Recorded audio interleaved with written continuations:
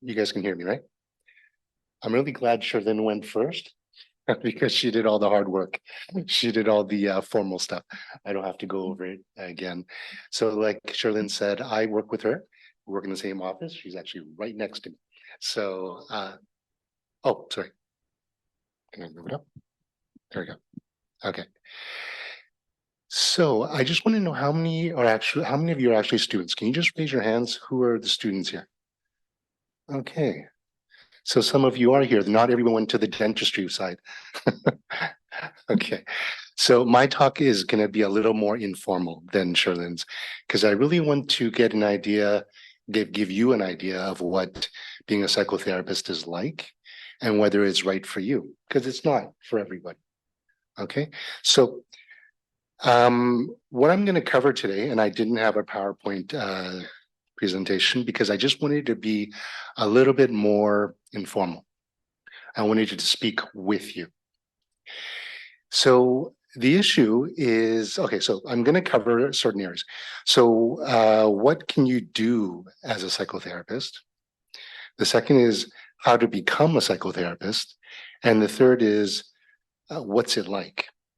What do we actually do?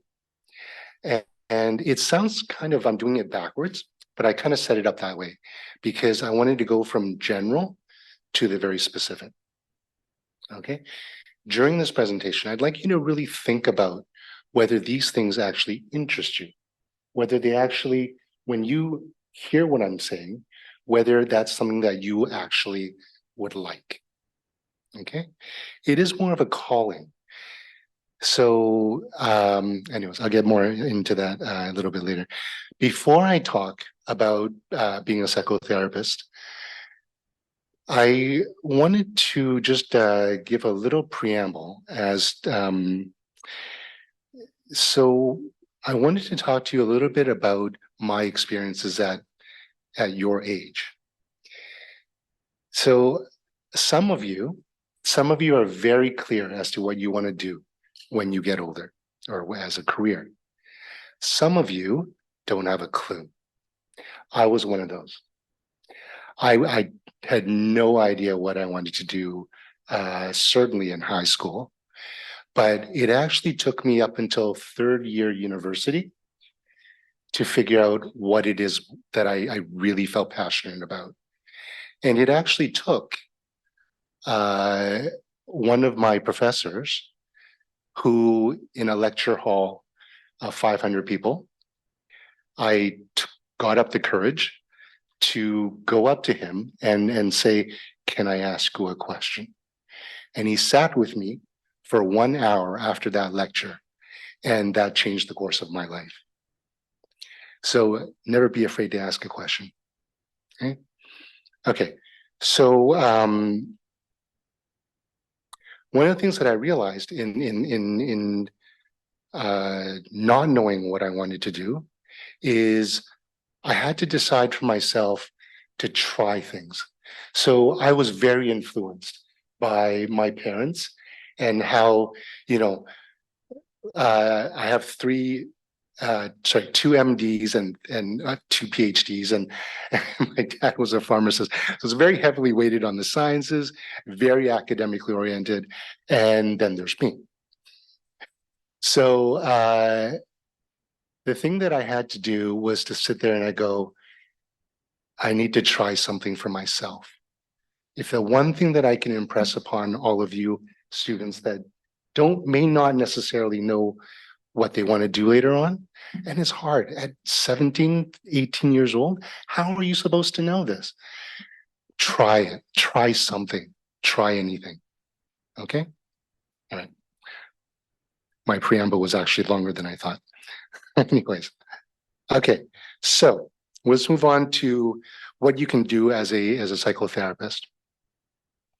So a few years ago, when my niece was in first year university, so just maybe a little bit older than you guys, she came to me and said, Uncle Tony, I want to be a psychologist. I think I want to be a psychologist.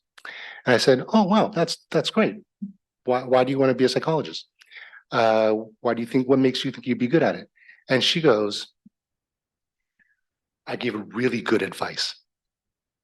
So I had to chuckle at that because the fact is that I started to think, what are people's perception of what a psychotherapist does? What what what do you guys think? Now, you don't have to say it out, but what do you guys think a psychotherapist does? Do you still have that image of guy in a beard sitting in a chair and there's a coach beside them, or do you think about AA meetings, or do you think about private practice, someone in an office giving counseling? What do you actually think a psychotherapist does? Just think about it for a second.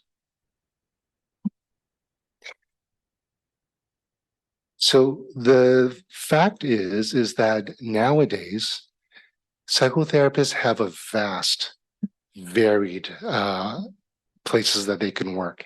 So just by way of example, after graduating from grad school, I started, my first job was at Chinese Family Services of Ontario.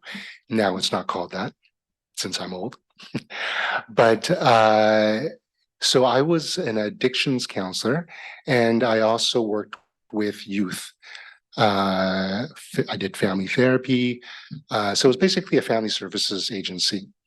My second job, so I worked there for 2 years, and then my second job, we really were the people that first started the Mount Sinai Hospital Wellness Center. So that is where I got experience working with, again, I work with children, young adults mainly, and adults. And then later on, the clinic morphed into more of working with seniors and care partners. So it seems like part of the job is definitely working one-on-one with patients or clients, whatever you want to call them. We work with their caregivers, so their family members. And we provide psychotherapy, psychoeducation, all the good stuff that Sherlyn had talked about. But what I wanted to really impress upon you, as someone that may want to go into this profession, is that there are a host of many different areas in which you can go to. You can work for an agency, you can work for a hospital, you can work for a shelter, you can work for the government. You can it's very varied, and you can also specialize in different client populations. So, for example, children, adults, families, seniors, mental health, addictions. There are an enormous array of jobs and opportunities that you could look into. Okay.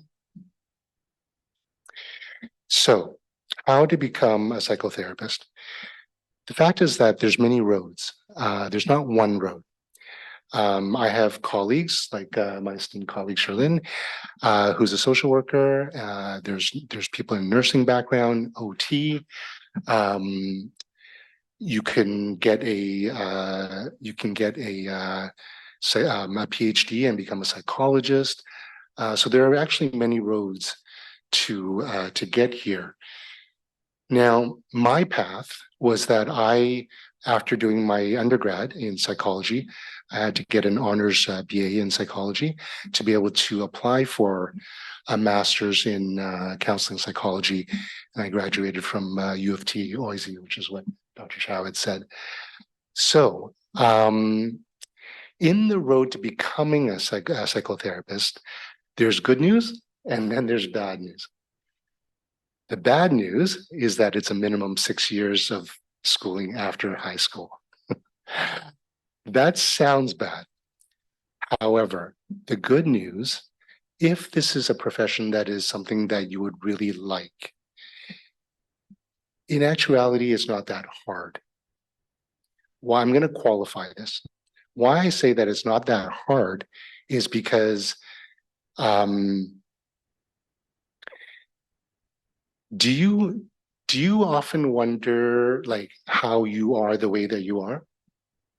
Do you wonder how your personality was developed? Do you wonder why someone who had the same experiences, one person became a bully, one person became depressed, one person became an alcoholic, or someone had an eating disorder? How does this come about? So these are the types of things that you learn in undergrad, in your bachelor's degree. And when you get to grad school, you'll actually learn how to go from, like, if someone with depression comes in your door, how to get them from point A to point B. So you'll learn actual skills, how to do therapy to bring a person from someone coming into your office feeling depressed into feeling happier.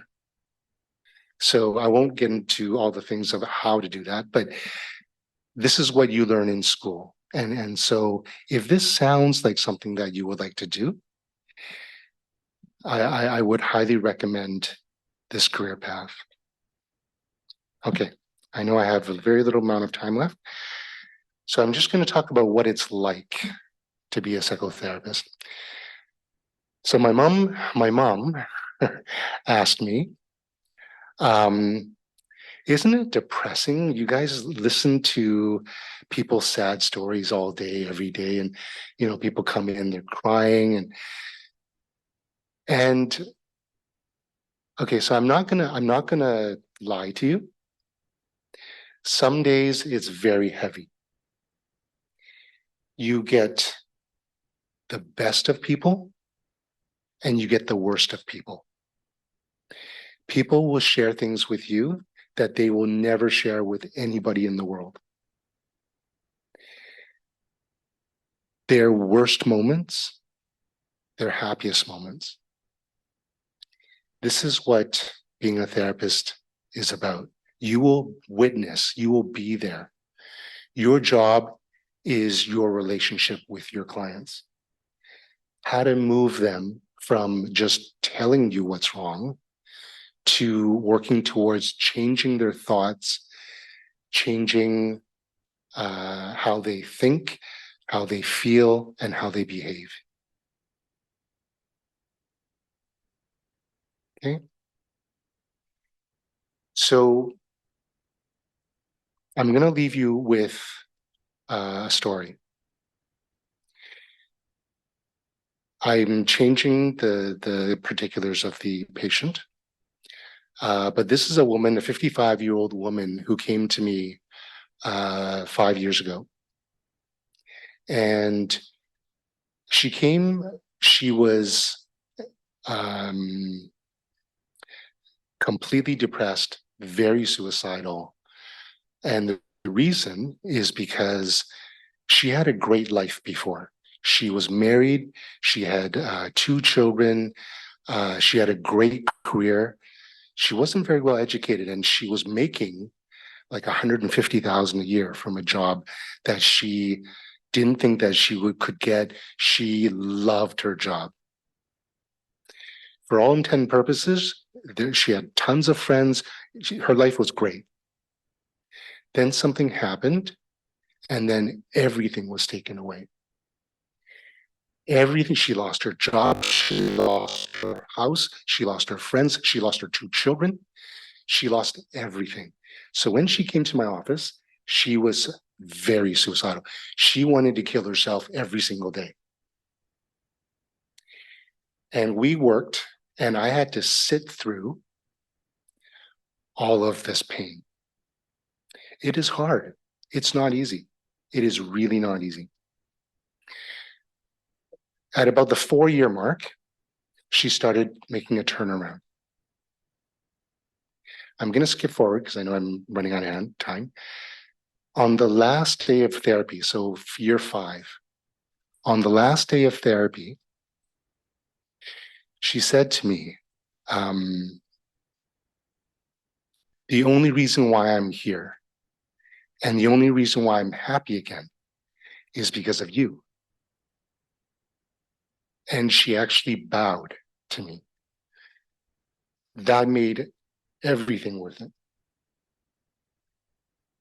This career is hard, but it has those moments that it makes it all worth it. Okay? All right, that's it. Great. So that was wonderful. I think, there's a lot of myriads of conditions that we need help from, from connecting all the dots and all the three C's, and also helping people with depression, addictions, and, sometimes ADHDs and many other conditions that, beyond just, medical therapies, or I can't just write a drug and it's like, okay, go and take it, you'll be fine. And that doesn't happen that easily. So questions. So for our distinguished panelists, do you have any questions? We have about 20 minutes of that. Do you have any particular okay, go ahead.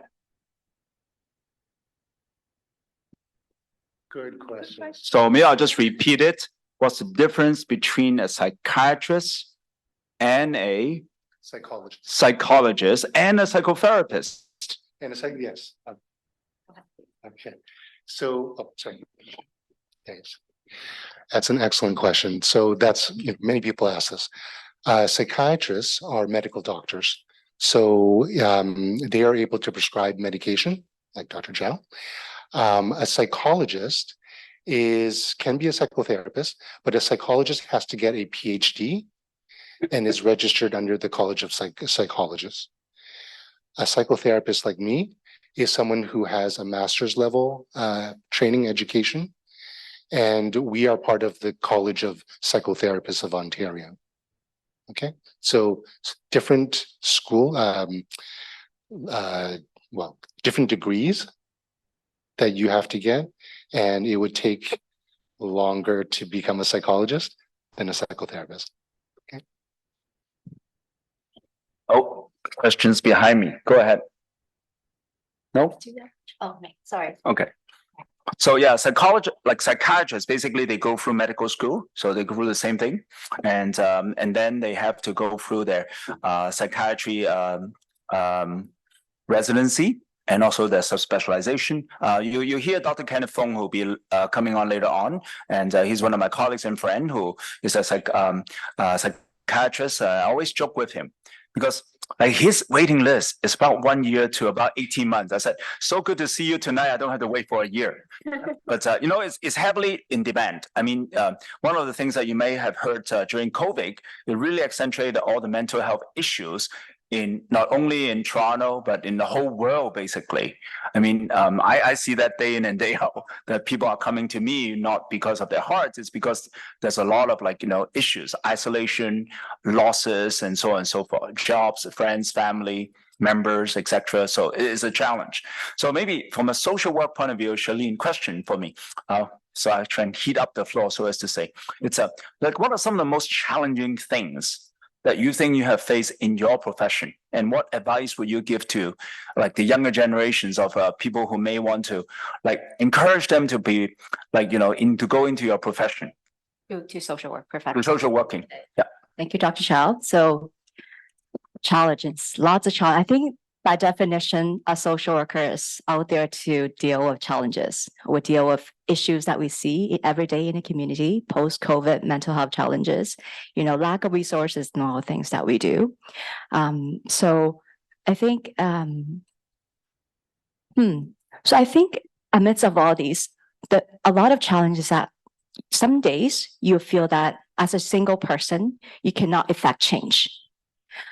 But when you think harder, a lot of things that you can do individually as a single social worker, but better yet, as a group with other professionals, with a bigger community, you can effect change. Maybe you don't see that change happening to you right away on day one, but what you do with your full heart, with your knowledge, with your vision, you're sowing the seed for the future. For example, in psychotherapy, a lot of the patients that come to see me, they may not change right there in my clinic, in my office, but then what we talked about remains with them Maybe some days down the road, we bump into each other in the community, although we're not supposed to say hi, right? But you see change. Change do happen. So stay hopeful, stay connected with yourself, look into yourself to see what values really really resonate with you and go after it. Find a job or find a career path that really resonate with your deep down values as a person, and get connected with people who share, similar values and visions. The power comes in the community. If I could add a few more, in our day-to-day work, we work closely with our doctors, our psychiatrists. We work as a team, right? And as a team, we can effect change, and that keeps me hopeful every day. Thank you.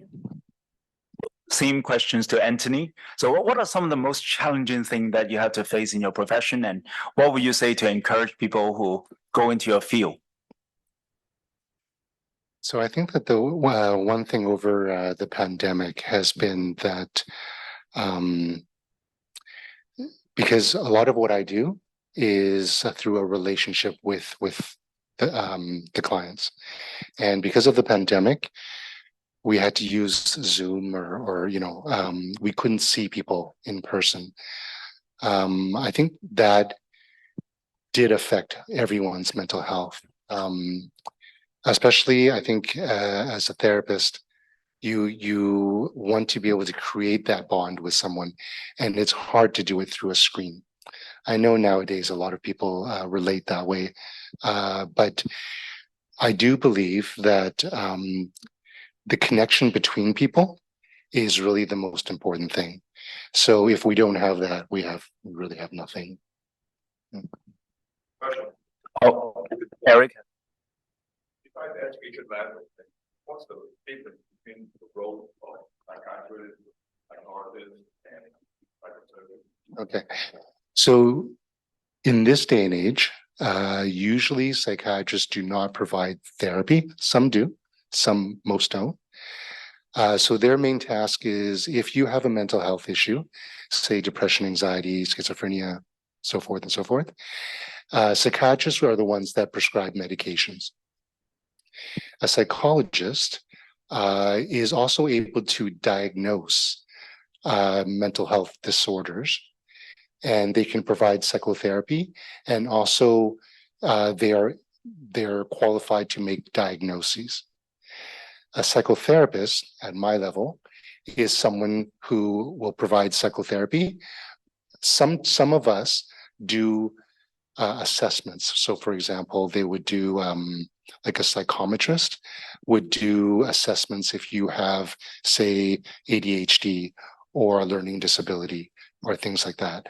So some of us who take extra training in that could also do the assessment part, but that normally is the specialty of a psychologist. Okay, so the psychologist has the PhD, psychiatrist has a medical degree, and the psychotherapist can have many different types of degrees. Yeah. Oh.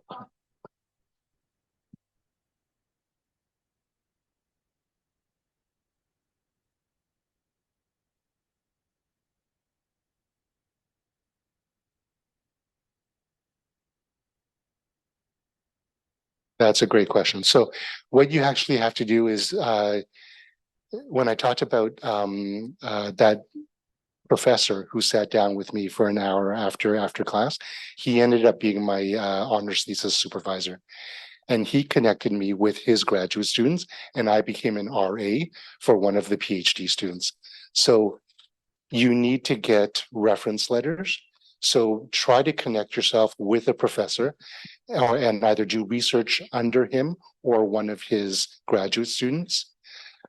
I also did a lot of volunteer work. I was an instructor at a crisis line.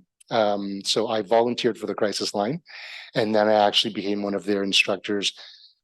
We actually created, this is in Vancouver, we actually created the very first Chinese speaking crisis line in Vancouver. So some of those things, those extra things will look really good in our graduate degree applications. Yeah. Oh, sorry, he was first. Go ahead. Yeah, Thank you for awesome comparison. After you introduction, your job is so difficult. Everyday face like depression, suicide, difficult. So what drives you to choose this degree? The second is those that daily work that affecting the person of family life. How do you do it? Okay, very good question indeed. So the first part, what drive me into mental health? I think it's, if I could go back to my C word, curiosity. So I was learning about, what's happening in society, right? The political changes, the social changes, but I'm always curious as to how does it impact a person's life on a day to day? So I think it's that curiosity that got me into mental health, to know that, a lot of things that change outside can really impact person, big or small. In terms of your second question, it's a very heavy question, and I'm still learning. But I remember one of my mentors in mental health. I'll tell you who it is later. He told me that to do our work on an ongoing level, you really need to nourish yourself inside with your passion, with your life outside of work, with a vision, right? To keep yourself open-minded. So I think that's part of the reason why I'm interested in various things too. I'm interested in the arts as another way for me to express myself, to connect with people, and to promote change as well through the arts. I'm also learning about holistic nutrition. So how to keep myself healthy from various ways. So as for me, I think I'm learning about how do I nourish myself on a day-to-day. And the big word that I'm learning also is the word of self-compassion. It's about, extend the kind of kindness you would to others onto yourself, right? Try to think about, you're good enough, right? You're not perfect. And every one of us is imperfect. And we're in this shared humanity together. I think that feeling will keep me afloat in mental health. Maybe I'll add to that. As being a physician, we get all these negative energy coming to us, like all of us who works in the healthcare professional.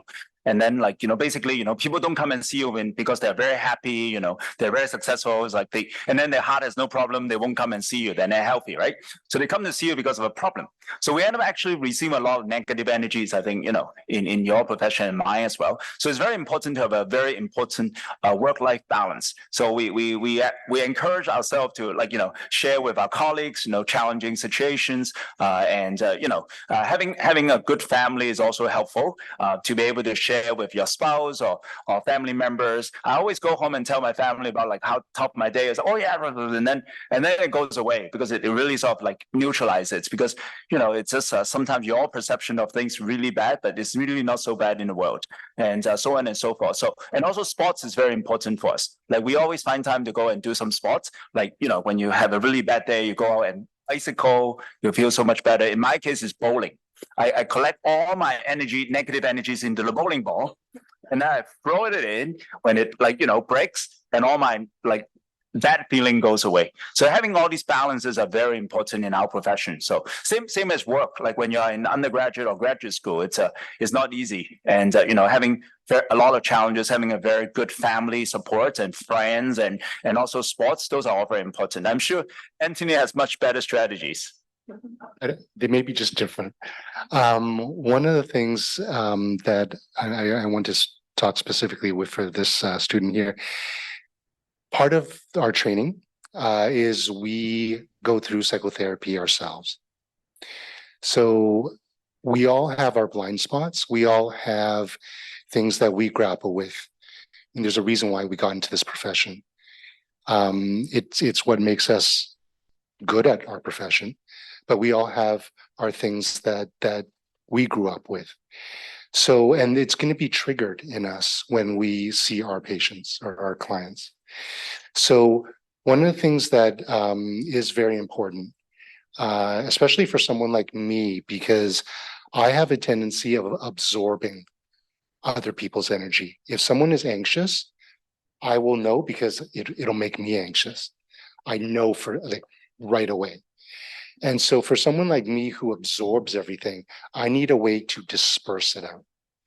And so you'll learn strategies for, just in terms of how you would teach your clients, but also you need your own unique way. So whether it's through the arts or bowling ball, or for me, it's yoga. So, and meditation. So you always have to find your particular way. It's not a recipe. It's your particular way of knowing what helps you to get it out. You have to get it out. Family support. My dog is my lifeline.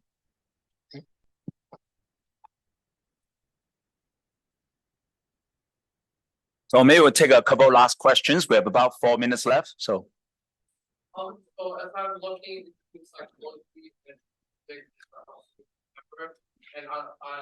because I have a music background, I'm looking into music therapy.